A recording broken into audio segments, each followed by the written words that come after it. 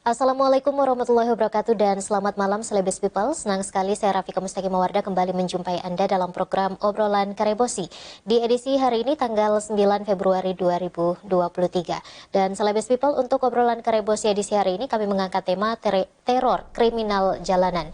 Kita ketahui bersama bahwa awal Februari 2023 ini aksi perampokan ataupun pencurian disertai kekerasan kembali resahkan warga Kota Makassar. Tepatnya di hari Selasa tanggal 7 Februari 2023, dua kejadian perampokan ataupun pencurian terjadi dalam satu hari. Saat ini saya sudah bersama dengan Profesor Dr. Heri Tahir, seorang kriminolog dari Kota Makassar, dan juga nantinya kami akan mengundang legislator DPRD Kota Makassar. Prof, Assalamualaikum. Terima kasih sudah bergabung. Pada malam hari ini teror kriminal jalanan, Prof, yang kami angkat. Di awal Februari ini dua kejadian dalam satu hari, tepatnya di hari Selasa tanggal 7 Februari ini terjadi dua kekerasan dalam satu hari, Prof. Iya.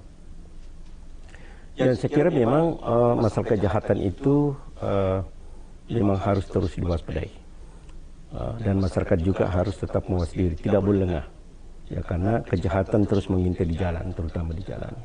Apalagi Kota Makassar ini adalah pusat konsentrasi aktivitas masyarakat, industri pendidikan dan sebagainya. Dan memang dalam menghadapi persoalan-persoalan yang sangat pelik dan complicated, ini memang harus kita sikapi dengan hati-hati. Iya. Prof, kenapa kejahatan itu bisa muncul, Prof?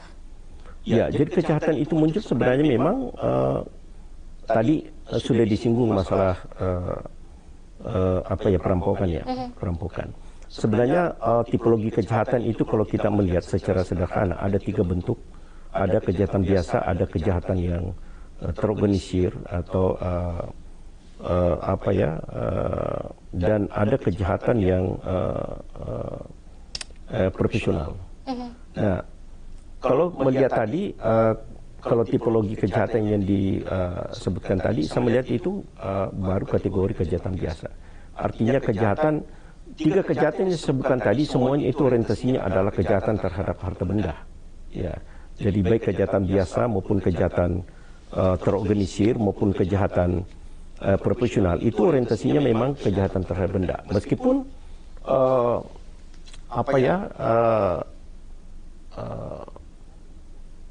potensi yang dimiliki oleh tiga pelaku kejahatan ini berbeda. Ya, jadi kalau kejahatan biasa itu tadi perampokan dan sebagainya itu ya biasanya tidak mempunyai keahlian, tidak terlalu mempunyai keahlian yang spesifik. Berbeda dengan kejahatan-kejahatan terorganisir. Memang itu dia lebih banyak mengedepankan tindakan-tindakan intimidasi dan kekerasan. Dan kejahatan-kejahatan yang profesional itu bukan kejahatan dan intimidasi yang dikedepankan, tetapi adalah suatu keahlian. Keahlian. Ya, jadi misalnya pembobolan ban dan sebagainya. Itu memang membutuhkan suatu keahlian tersendiri. Ya, kalau kejahatan terorganisir itu lebih banyak bukan kejahatan terorganisasi, itu lebih banyak mengedepankan intimidasi dan kekerasan. Ya, jadi di situ. Kalau masih lihat, kita melihat bahwa sekarang perampokan di jalan itu, saya melihat itu masih sifatnya sebagai kejahatan biasa ya. Meskipun ketiga objek kejahatan ini kejahatan terhadap harta benda. Baik, Prof, kira-kira dari pandangan kriminolog apa saja faktor-faktor yang menyebabkan hal tersebut bisa terjadi, Prof? Ya, sebenarnya banyak faktor ya, termasuk misalnya begini, dalam perkembangan modernisasi sekarang, sebenarnya masyarakat itu sudah mengejarkan anggotanya bagaimana dia melakukan pembunuhan hidupnya. Mereka jadi antara min dan gold ya. Jadi setiap orang sudah dibekali dengan potensi-potensi bagaimana dia bisa memenuhi kebutuhan hidupnya. Tetapi dalam kenyataannya bahwa tidak semua masyarakat dapat memenuhi kehidupannya dengan cara-cara yang legal. Ya, legal. Ya. Dan tidak semua orang mempunyai potensi untuk memenuhi kebutuhan-kebutuhannya itu. Ya. Karena persoalan status sosial, tingkat kemiskinan dan sebagainya ya, tingkat sosial. Jadi misalnya kalau orang-orang yang sebenarnya dia menginginkan sesuatu, tetapi dalam kenyataannya dia tidak bisa memenuhi mencapai tujuannya itu dengan secara dia itulah melakukan tindakan penyimpangan, ya, memaksakan diri dan melakukan tindakan ilegal.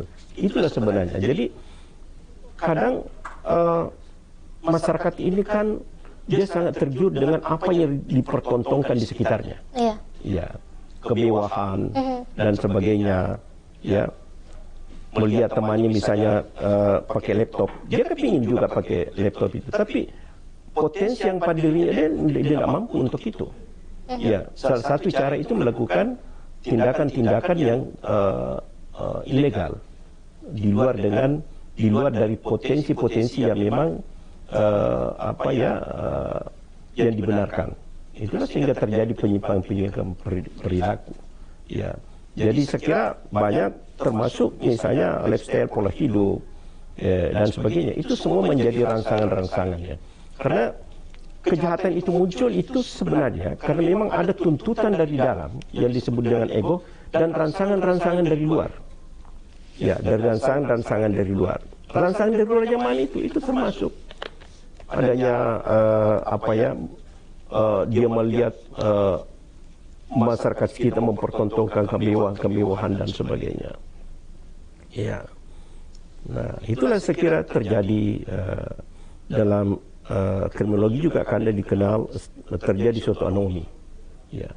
Jadi terjadi suatu gap antara potensi yang dimiliki dengan apa yang ingin dia capai. Jadi antara Ming dengan Gold. Itu yang terjadi kesenjangan di situ sehingga terjadi suatu anomi. Baik, terima kasih Prof. Nanti kita akan lanjutkan setelah pesan-pesan berikut ini. Pemirsa tetap bersama kami di Obrolan Karebosi.